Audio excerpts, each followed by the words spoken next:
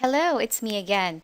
This is our ultimate advice. I would certainly start by reminding you of the working methods. That is, what are the different stages of realizing a SEO project.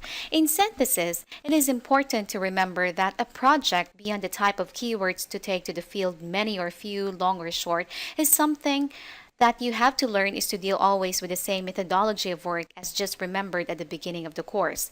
A SEO project must always be dealt with five different phases, where the first phase will surely always remain the most beautiful and exciting in regards for the creation of the strategies.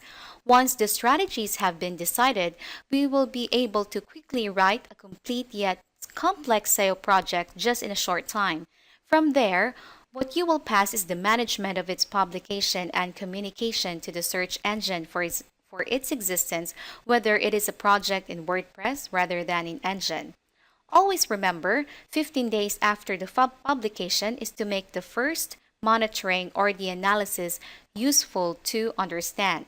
If the reading of the pages put in place was made by the engines and that what outcome and with this reference to the keywords are present in the SERP.